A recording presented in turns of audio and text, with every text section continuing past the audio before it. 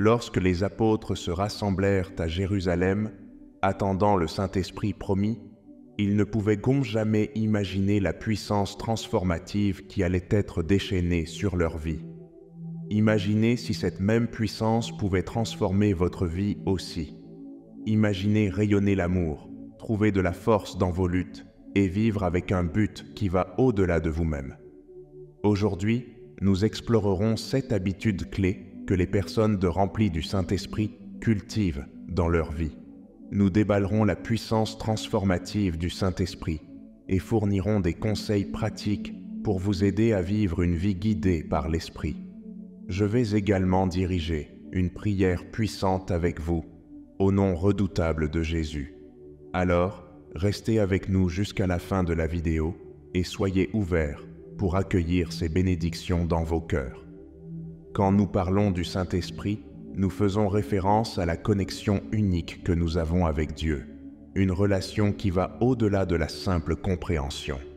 Mes amis, c'est par le Saint-Esprit que nous obtenons une compréhension plus profonde de la volonté et du but de Dieu pour nous. Le Saint-Esprit est notre guide, consolateur et source de force, comme mentionné dans Jean 14, verset 26. Imaginez avoir un compagnon constant qui non seulement comprend vos luttes, mais fournit également la sagesse et la force pour les surmonter. C'est le rôle du Saint-Esprit dans nos vies. Quand Jésus parla à ses disciples du Saint-Esprit, il se référa à lui comme au consolateur, celui qui nous enseignerait toutes choses et nous rappellerait tout ce qu'il a dit. Sa puissance transformative est évidente dans la croissance personnelle et la foi. En invitant le Saint-Esprit dans nos vies, nous faisons l'expérience d'un grand changement dans la façon dont nous percevons et répondons au monde qui nous entoure. Le Saint-Esprit nous guide dans la prise de décision alignée avec la volonté de Dieu, nous aidant à éviter les chemins obscurs et à naviguer dans la vie avec une sagesse divine. Vous voyez, un des aspects les plus remarquables de l'œuvre du Saint-Esprit est comment il nous aide à comprendre et interpréter la parole de Dieu. Dans 1 Corinthiens, chapitre 2, versets 12 à 13, nous apprenons « Or nous n'avons pas reçu l'Esprit du monde, mais l'Esprit qui vient de Dieu, afin que nous connaissions les choses que Dieu nous a données par sa grâce. Et nous en parlons, non avec des discours qu'enseigne la sagesse humaine, mais avec ceux qu'enseigne l'Esprit, employant un langage spirituel pour les choses spirituelles.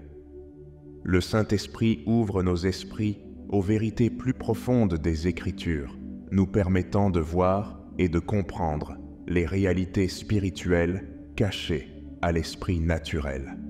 Vivre une vie guidée par l'Esprit signifie être à l'écoute des incitations et des conduites du Saint-Esprit. Il s'agit d'être sensible à sa voix et obéissant à sa direction. Avez-vous déjà ressenti une impulsion pour parler à quelqu'un ou prier pour une situation particulière?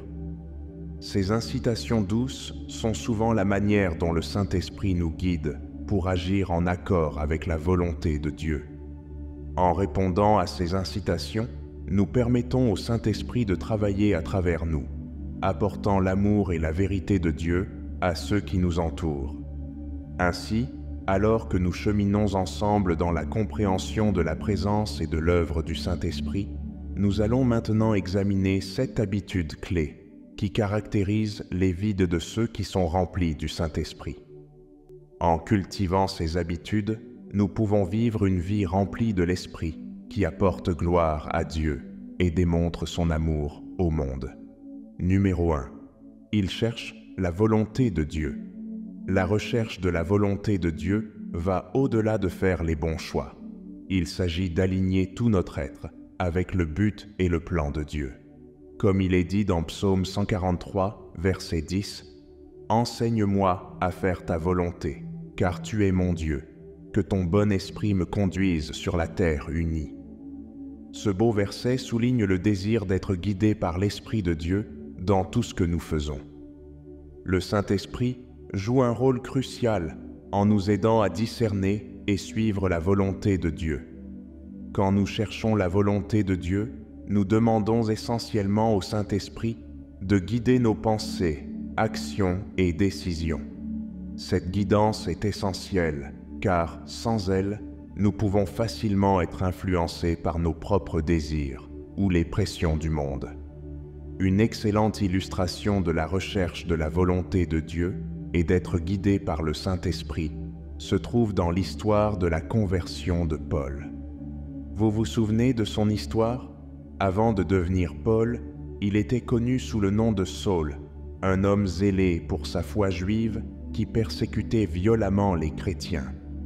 En route pour Damas pour arrêter plus de disciples de Jésus, Saul fut soudainement entouré d'une lumière éclatante venant du ciel. Il tomba à terre et entendit une voix lui demandant pourquoi il le persécutait. Cette rencontre dramatique laissa Saul aveugle et ses compagnons le conduisirent à Damas. Pendant 3 jours, Saul fut aveugle et ne mangea ni ne but rien. Pendant ce temps, Dieu parla à un disciple nommé Ananias, lui ordonnant d'aller vers Saul.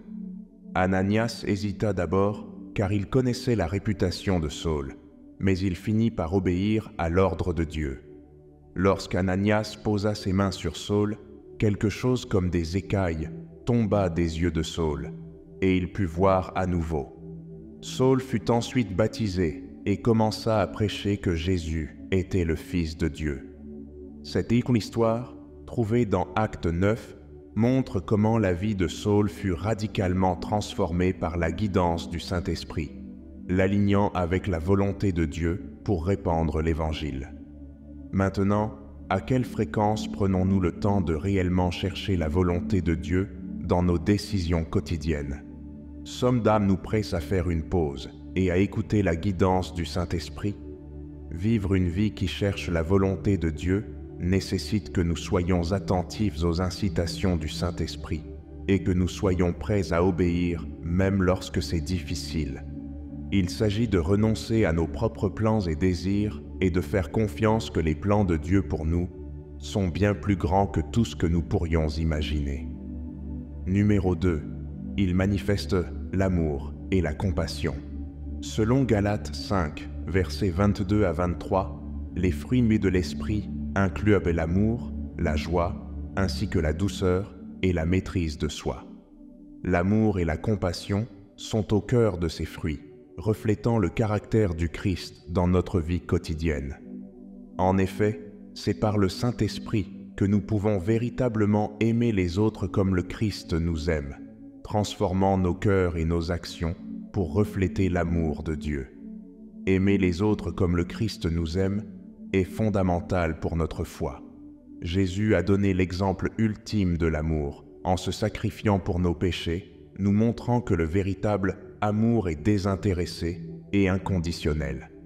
Jean 13, verset 34 dit « Je vous donne un commandement nouveau. Aimez-vous les uns les autres, comme je vous ai aimé, vous aussi, aimez-vous les uns les autres. » Ce commandement souligne que notre amour pour les autres doit refléter l'amour que Jésus nous a montré. Il est essentiel de démontrer cet amour par nos actions et attitudes envers les autres. Vous vous demandez peut-être comment montrer concrètement la compassion et la gentillesse dans nos interactions quotidiennes. Des actes simples comme écouter quelqu'un dans le besoin, offrir une aide ou montrer de la gentillesse à un étranger peuvent faire une grande différence. Donner de notre temps, soutenir ceux qui sont en difficulté et être patient et indulgent sont autant d'expressions de la compassion. Ces actions, inspirées par le Saint-Esprit, aident ceux qui nous entourent et cultivent en nous un cœur d'amour et d'empathie. En démontrant constamment ces qualités, nous créons un environnement où les autres se sentent valorisés et pris en charge. Cela a un effet positif en cascade, inspirant les autres à agir avec amour et gentillesse également. Dans nos communautés, ces actions peuvent encourager un sentiment d'unité et de soutien, les rendant plus fortes et plus résilientes. Dans les relations personnelles, montrer l'amour et la compassion renforce la confiance et approfondit les liens. Avez-vous remarqué comment un simple acte de gentillesse peut autant remonter votre morale que celui de la personne aidée? Numéro 3. Il pratique ni le pardon.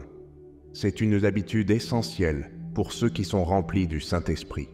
Il est nécessaire non seulement pour notre propre croissance spirituelle, mais aussi pour maintenir des relations et des communautés saines. La Bible nous enseigne que le pardon est un aspect clé de la vie, reflétant l'amour et la miséricorde de Dieu.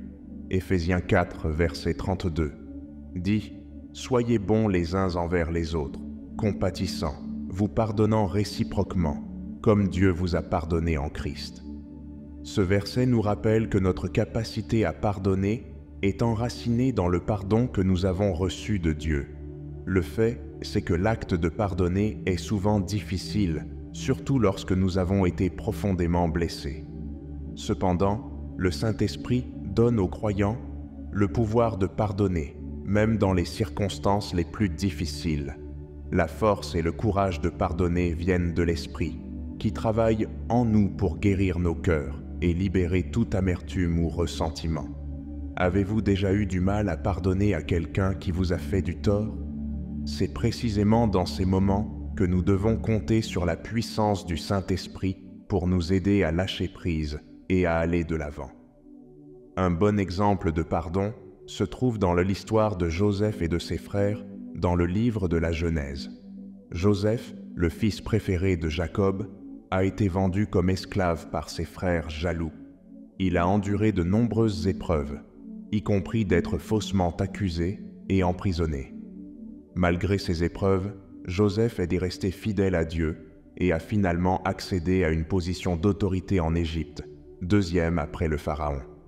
Lorsqu'une famine sévère frappa la terre, les frères de Joseph vinrent en Égypte chercher de la nourriture, sans se rendre compte que l'homme puissant devant eux était leur frère, qu'ils avaient trahi.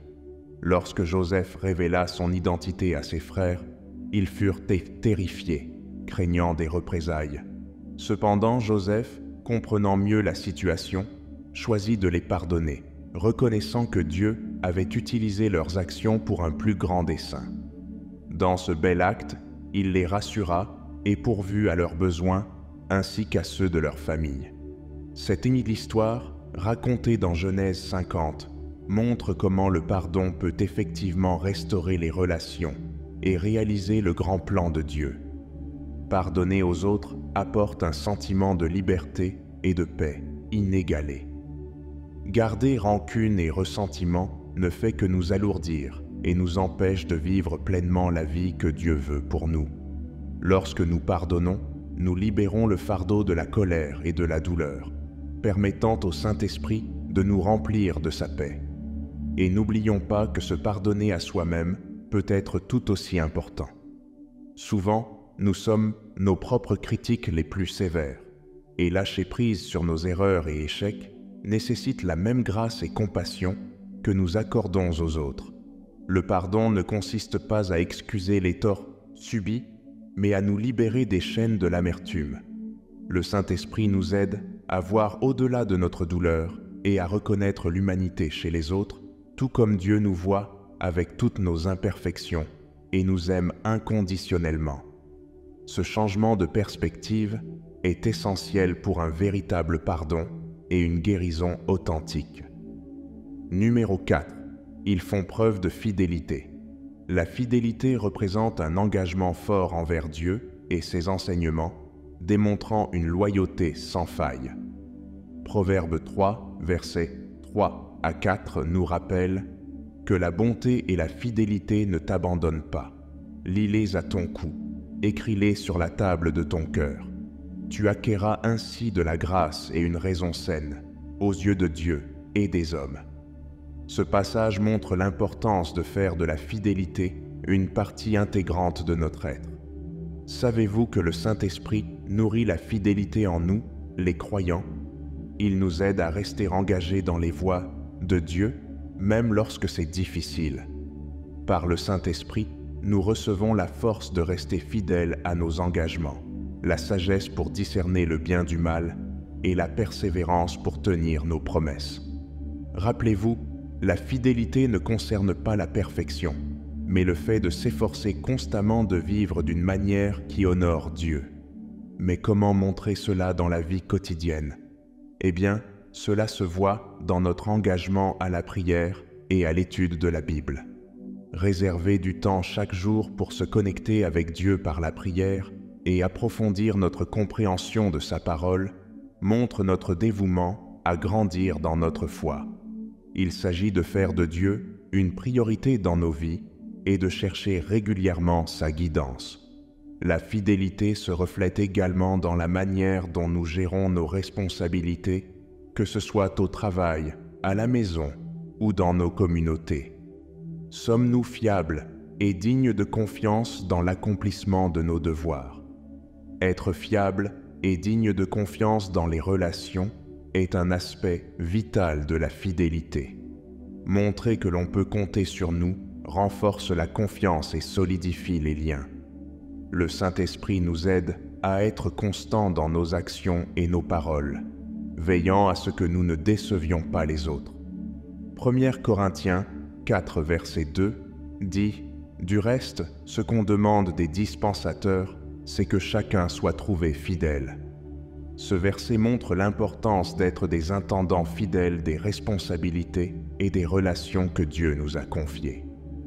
Un autre aspect clé de cette vertu est de rester ferme dans notre foi, surtout face aux défis et aux tentations. Cela signifie tenir à nos croyances et à nos valeurs, même lorsque ce serait plus facile de compromettre. Pouvez-vous penser à une situation où vous avez dû choisir entre la voie facile et la bonne? Le Saint-Esprit nous donne souvent la force de résister aux pressions et aux distractions du monde, nous aidant à rester concentrés sur notre engagement envers Dieu. Et n'oubliez pas que notre exemple de fidélité peut encourager les autres à rechercher une relation plus profonde avec Dieu et à s'engager à vivre selon sa volonté. Numéro 5. Ils font preuve de maîtrise de soi. Selon 2 Pierre 1, versets 5 à 6, les croyants sont encouragés à faire tous leurs efforts pour ajouter à votre foi la vertu, à la vertu la connaissance, à la connaissance la maîtrise de soi, à la maîtrise de soi la persévérance, à la persévérance la piété. Ce passage montre l'importance de la maîtrise de soi pour notre croissance et notre maturité spirituelle. Ici, le Saint-Esprit joue également un rôle clé en aidant les croyants à résister aux tentations et à maintenir la pureté. Grâce à sa guidance et à sa force, nous pouvons surmonter les désirs de la chair et vivre selon les commandements de Dieu. Je suis sûr que vous vous êtes déjà trouvé dans des situations où vous avez eu du mal à maintenir la maîtrise de soi. Nous l'avons tous vécu. C'est dans ces moments que nous devons nous appuyer sur la puissance du Saint-Esprit pour nous aider à rester fidèles à nos valeurs et engagements. Un exemple remarquable de maîtrise de soi se trouve dans l'histoire de Daniel et de ses amis, Shadrach, Meshach et Abed-Négo. Lorsqu'ils furent capturés et emmenés à Babylone, ils furent choisis pour servir à la cour du roi et se virent offrir la nourriture et le vin royaux. Cependant, Daniel résolut de ne pas se souiller avec la nourriture du roi, probablement offerte aux idoles et non conforme aux lois alimentaires juives. Il demanda alors la permission de ne manger que des légumes et de boire de l'eau. Malgré les conséquences potentielles, Daniel et ses amis restèrent fermes dans leur attitude. Pendant 19 jours, ils furent testés sur leur régime alimentaire. Et à la fin de la période, ils furent donc trouvés dans meilleure santé et mieux nourris que ceux qui mangeaient la nourriture royale. Cette histoire, racontée dans Daniel 1, démontre la puissance de la maîtrise de soi et les bénédictions qui découlent d'amour de la fidélité à ses convictions.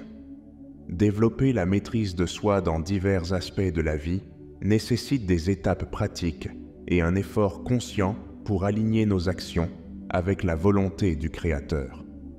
Une approche efficace consiste à établir des routines qui favorisent la discipline spirituelle, comme la prière régulière et l'étude de la Bible.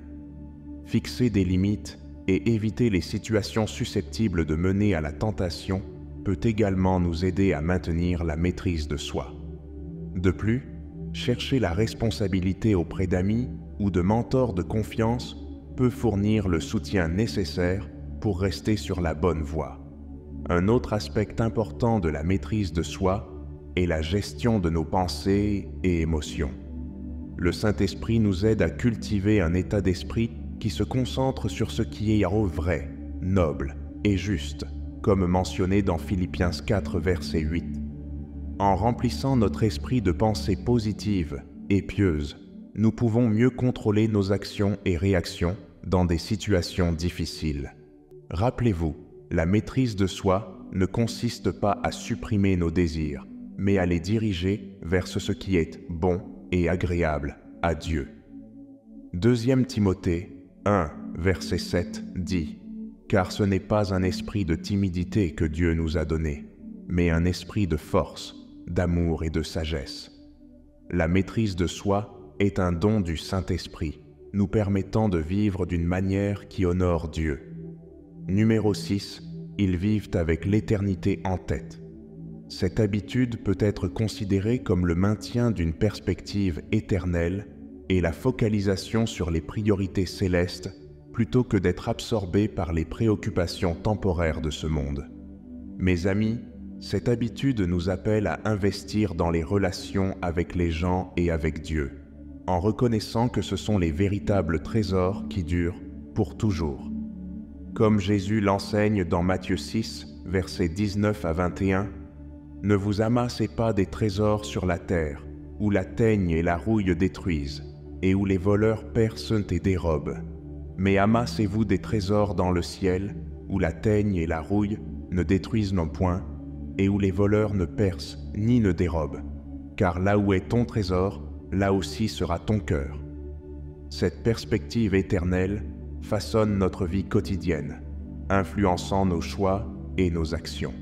Lorsque nous donnons la priorité à notre relation avec Dieu et avec les autres, nous commençons à voir notre temps, nos talents et nos ressources comme des occasions de faire un impact durable. Vivre avec l'éternité en tête signifie valoriser les choses qui comptent vraiment: l'amour, la foi, la gentillesse et la générosité. Cela nous encourage à nous concentrer sur notre appel, à faire de notre mieux pour utiliser nos compétences et à répandre la bonté partout où nous allons. Le concept même de se constituer des trésors dans le ciel nous invite à faire une pause et à évaluer dans quoi nous investissons nos vies. Sommes-nous plus préoccupés par l'accumulation de richesses et de possessions, ou sommes-nous engagés à bâtir un héritage de foi et d'amour? L'apôtre Paul nous offre une belle perspective sur le temporaire et l'éternel. Dans 2 Corinthiens 4, versets 17 à 18, il écrit « Car nos légères afflictions du moment présent produisent pour nous, au-delà de toute mesure, un poids éternel de gloire, parce que nous regardons, non point aux choses visibles, mais à celles qui sont invisibles, car les choses visibles sont passagères, et les invisibles sont éternels. » Les paroles de Paul nous rappellent que nos défis présents sont éphémères comparés à la gloire éternelle qui nous attend. Cette compréhension nous aide à endurer les difficultés avec espoir et persévérance, sachant que notre véritable récompense est au ciel. Vivre avec l'éternité en tête implique également un sens de la mission dans notre appel. Chacun de nous a reçu des dons et des talents uniques, et nous sommes appelés à les utiliser pour servir les autres et glorifier Dieu.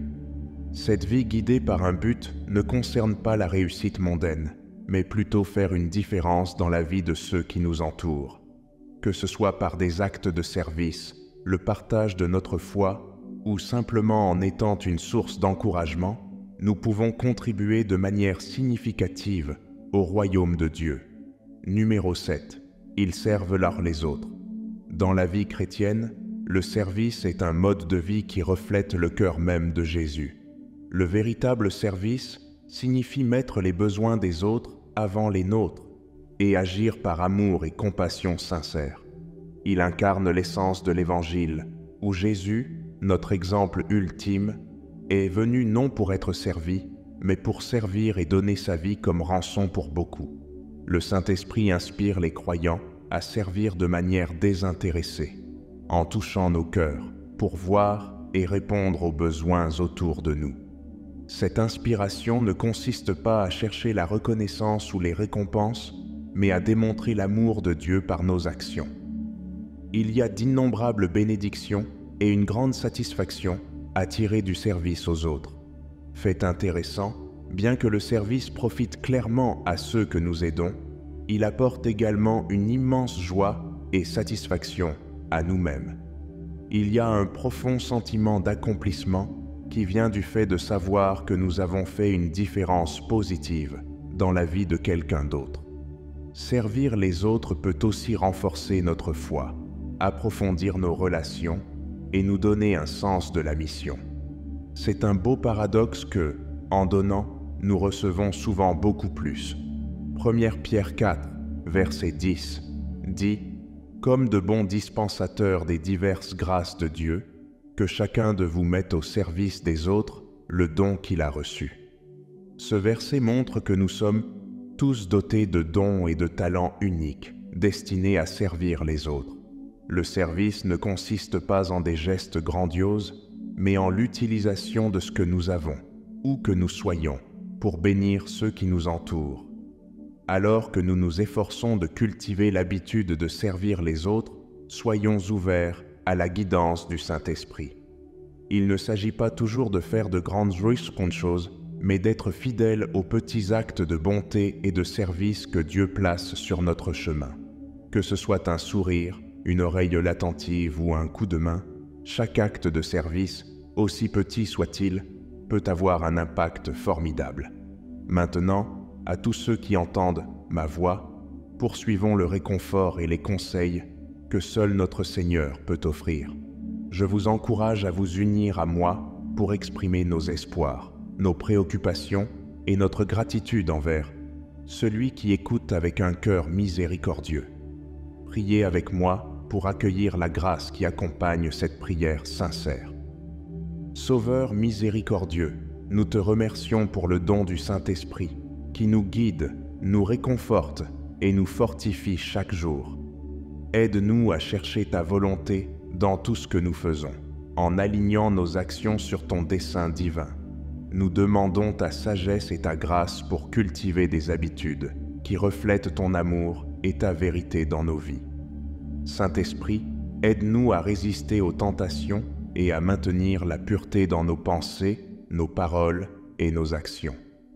Accorde-nous la discipline pour nous concentrer sur ce qui est bon et juste, et la persévérance pour rester sur le chemin que tu as tracé devant nous.